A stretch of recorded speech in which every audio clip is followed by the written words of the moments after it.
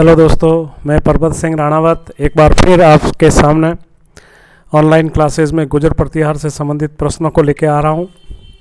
दोस्तों, एक एक प्रश्न का हम एनालिसिस करेंगे। तो पहला प्रश्न आपके सामने ये है, गुजर प्रतिहार का समय क्या था। तो दोस्तों, गुजर प्रतिहार जो समय था 6वीं शताब्दी के उत्तरार्ध से लगाकर 12वीं शताब्दी के बीच में इनका टाइम ऑफ पीरियड रहा है।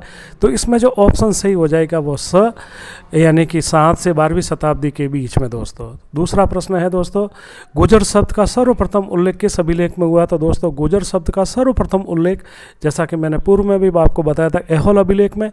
ये रवि कीर्ति द्वारा लिखित है। पुलकेशिन द्वितीय जो चालुक्य वंश का शासक था, और पुलकेशिन ये चालुक्य वंश था, इसकी ऐहोल राजधानी भी रही, और उस राजधानी में इनका ये अभिलेख मिला था जिसमें गुजर शब्द का उल्लेख हुआ है। दोस्तों, तीसरा प्रश्न है आपका, घटियाला अभिलेख के अनुसार गुजर प्रतिहारों की प्रारंभिक पहली राजधानी कौन सी रही थी। दोस्तों, घटियाला अभिलेख के अनुसार इनकी पहली राजधानी हरिश्चंद्र द्वारा स्थापित मंडोर थी। दोस्तों, याद रखना, ये कई बार पूछा भी गया ये प्रश्न।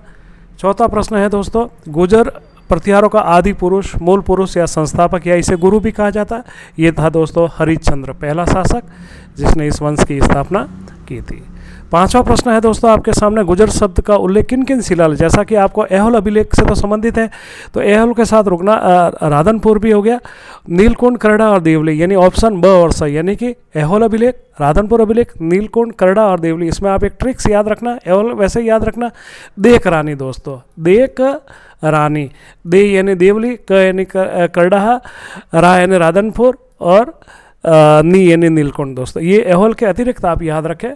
तो छठा प्रश्न है, गोपीनाथ शर्मा ने गुजर प्रतिहारों का निवास स्थान गुजरात किसे कहा। तो दोस्तों, मैं यहाँ पर बता देता हूँ, गोपीनाथ शर्मा ने मरुभाग, रेगिस्तान से प्रतिहारों का संबंध माना है, और इंद्रमल करके यदि आए तो उन्होंने गुजरात को ये संबंध बताया था। दोस्तों, ओके। तो 7वां प्रश्न है दोस्तों, अरबी यात्री सुलेमान ने किस गुजर प्रतिहार के साथ, तो इसमें एक ट्रिक्स याद रखना, मीसू यानी मीर भोज सुलेमान अरबी यात्री था जो मीर भोज के समय आया था, मीसू ट्रिक्स याद रखें। 8वां प्रश्न है दोस्तों कि किस अरबी यात्री ने गुजर प्रतिहारों को जूझ या अलगुजर, तो इसका दोस्तों सुलेमान हो जाएगा।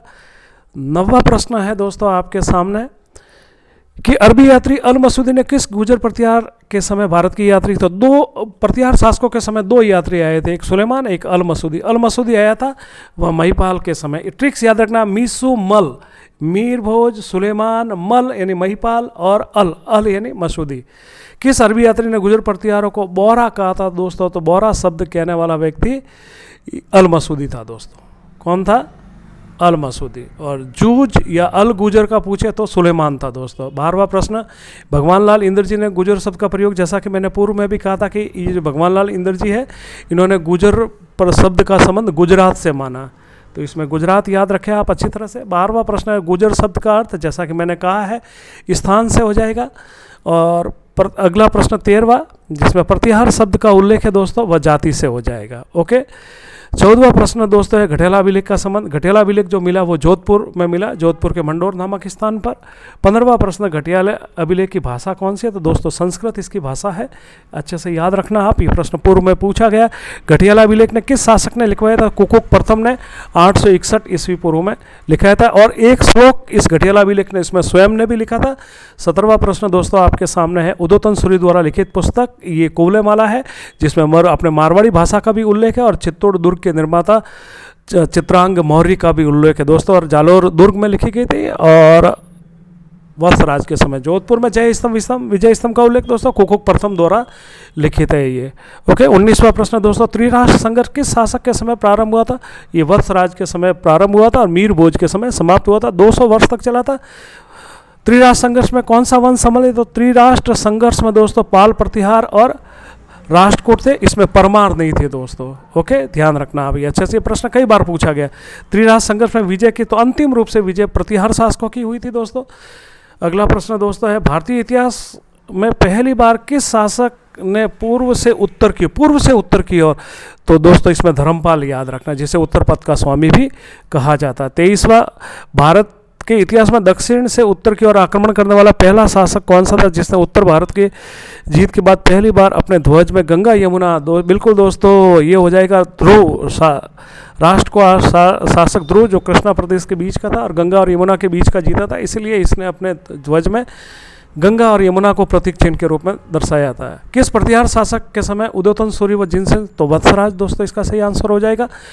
25वां प्रश्न दोस्तों, आप कोलेमाला पुस्तक के लेखक उदयतन सूर्य हो जाएगा दोस्तों, जैसे पूर्व में भी कई बार हमने इस पर चर्चा की है। 26वां प्रश्न, हरिवंश पुराण के लोग जिनसेन, ये भी वत्सराज के समय थे दोस्तों।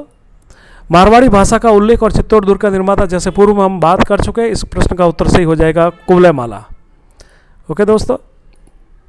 28वां, ओसिया जोधपुर में महावीर स्वामी का मंदिर किसने बनाया था दोस्तों, तो ये जो मंदिर बनाने वाला वत्सराज था, महामारू शैली में बनाया था और महामारू शैली के सिक्के भी जारी किए थे।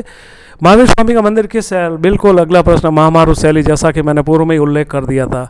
30वां प्रश्न दोस्तों आपके सामने, गुर्जर प्रतिहार किन शासकों के सामंत थे, तो ये गुप्तों के सामंत थे। गुप्तों के जो अंतिम सीमा पर जो प्रहरी करते थे, प्रहरी से प्रतिहार, और प्रतिहार का मतलब अर्थ होता है द्वारपाल, और जब गुप्त शासक कमज़ोर पड़ गए तो वहाँ पर स्वयं शासक बन गए दोस्तों। ये था मेरा आज का अभी 30 प्रश्नों का विश्लेषण, एनालिसिस और विश्लेषण दोस्तों। इसे आप स्वयं भी अच्छी तरह से याद करें, अपने दोस्तों तक फैलाएं और लाइक और सब्सक्राइब आप जरूर करें दोस्तों। धन्यवाद, नमस्ते दोस्तों।